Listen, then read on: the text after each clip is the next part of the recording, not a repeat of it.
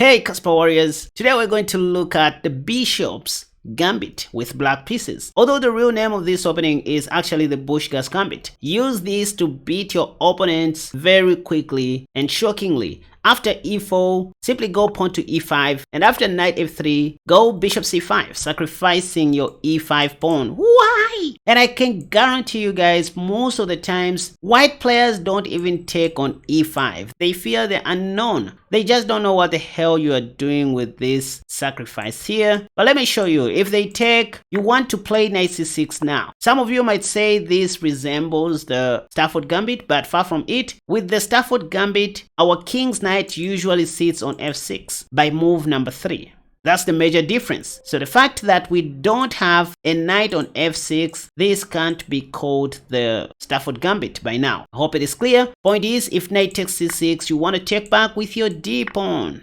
White can't play d4 due to bishop takes. I mean, two pieces are eyeing that square.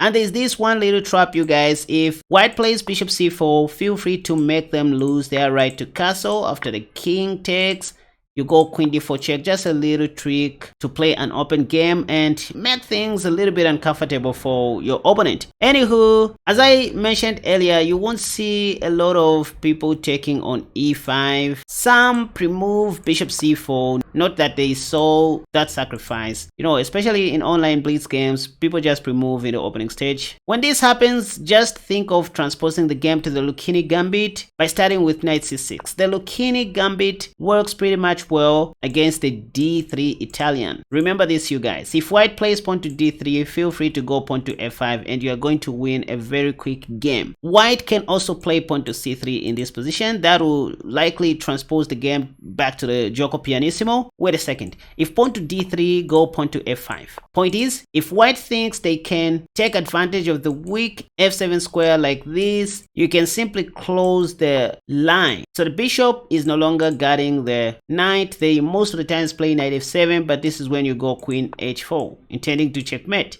in case they take the rook. So they castle short most of the times, and now guess what? You humbly go knight f6. This is acceptable in that if white takes what appears to be a free piece, the rook, you go knight g4, intending to mate. How about if they play pawn to h3? Well, you have knight takes f2, now attacking the queen. What if they play rook takes? Because there's nothing they can do. You have queen takes with check. What if they play king h1? Remember this move, you guys. Pawn to f3. You want to checkmate on g2. But what if they take? You have queen g1 checkmate. So there's nothing much white can do. Maybe they will just take the pawn with their pawn, and now this is when you unleash pawn to d5. You're just going to win a free bishop at worst. So you're going to be up by 2 pieces technically once the dust settles. Oh, what if bishop takes or pawn takes? You simply have bishop takes, and checkmate is now unavoidable. You have so many ways to checkmate white. So this is the main trap in the Lucchini Gambit once your Busch-Gambit fails to work. So again, remember that when your Busch-Gambit is declined, think of transposing the game to the Lucchini Gambit. And the Lucchini Gambit works pretty much well against the d3 Italian when white plays d3 in this exact position. So after knight c6, if they don't play d3, let's say they play c3, know that the game may transpose back to the gioco pianissimo like that, where they play quiet moves. But here, the key move is knight f6 after pawn to c3. Why? Because you are attacking the pawn on e4. But what if they play pawn to d4 immediately? You have an option to take. In fact, that's the best. Bishop b6 may wait. Just simply take. If pawn takes, you have bishop b4 check. If bishop d2, you have knight takes. If bishop takes, you have knight takes. This is the main line, by the way, so I'm not gonna waste time to explain these moves. If queen b3, you can even go pawn to d5 or queen e7, something like that. Pawn to d5 is okay. And if queen takes, you just take. So that's the main line, gioco pianissimo, that you can try, but you won't see a lot of people playing pawn to d4. When you play knight f6, they will always protect their pawn on e4. This is the main line, actually, like the main line. After which you can play the same pawn to d6 or even better a6. I love d6. After castle short, I love playing bishop b6. Why? Because I want to execute this little plan So bishop b6 also avoids the move pawn to d4. If something like rook e1 or h3, this is where I play knight c e7, wanting to shift that knight to this side of the board, and the opening is successful. So let's see if we are going to see something like this in the game that I'm about to play now. And hey, don't skip if you want to learn some amazing tricks. To get this free study PGN that I'm using in this video, simply scroll all the way down to the comment section and click the first link that you see, which will redirect you to a page that will ask you to subscribe before getting this PGN for free. Okay, this time let's play the bishop's gambit. So I want to sacrifice my e-pawn. By the way, the real name for this gambit is the Busch-Gambit. I just call it the bishop's gambit. You see, most people don't even take the pawn on e5. There's a tricky trap that they, try to avoid by all means. But now I can safely go knight c6. I want to transpose to the Lucchini gambit. Yep. So whenever you see pawn to d3, by the way, this is what I call the d3 Italian. Just me. So you can safely go pawn to f5. Now this is the Lucchini gambit. So from the Busch-Gambit to the Lucchini, always remember to play the Lucchini gambit if white plays the d3 Italian against your Busch-Gambit. Okay, knight c3. What did I say in my original tutorial video on the Busch-Gambit gambit? You don't have to take on e4 due to knight takes. Just go knight f6. If pawn takes, you always have pawn to d5, by the way. Yep, my opponent didn't have to take. When you face the Lucchini gambit, avoid taking free pawns anyhow, unless you know exactly what you're doing. But pawn to d5 just paved the way for my light squad bishop. So now there's bishop b5 pin on my knight. I can unpin my knight like this by castling. Technically, I have a semi-open file if you think about it.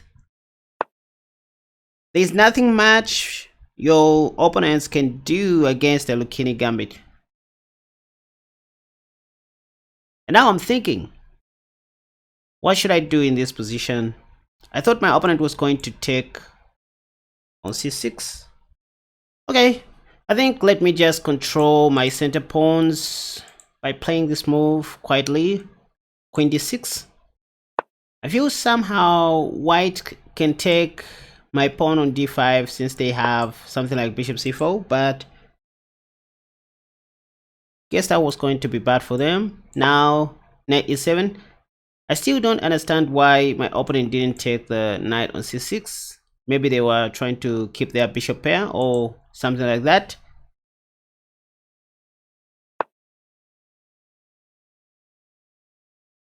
By the way, this is a rated match.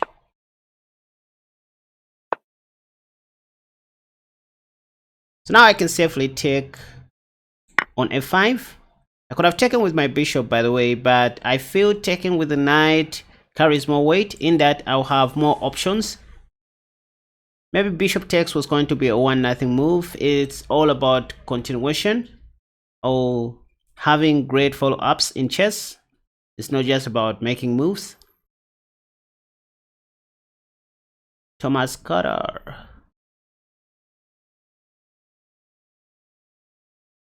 There's also a sneaky move here which my opponent needs to pay attention to. Oh!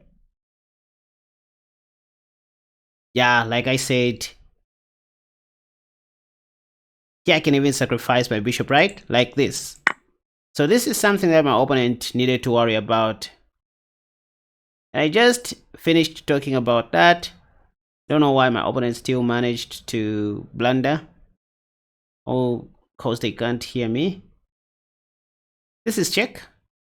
And I just took a free pawn. Like my opponent didn't have to take the bishop due to knight g4. Now I'm attacking the rook. Once again, avoid taking free things anyhow in these, gambits.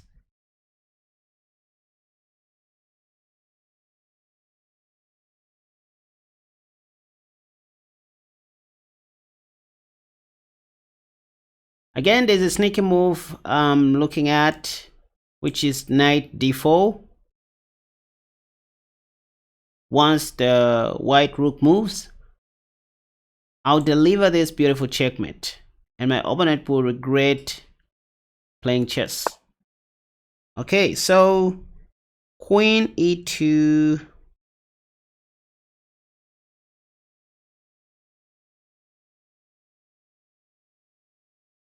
I think the rook is still in a box. I can play whatever I want here. Bishop b6.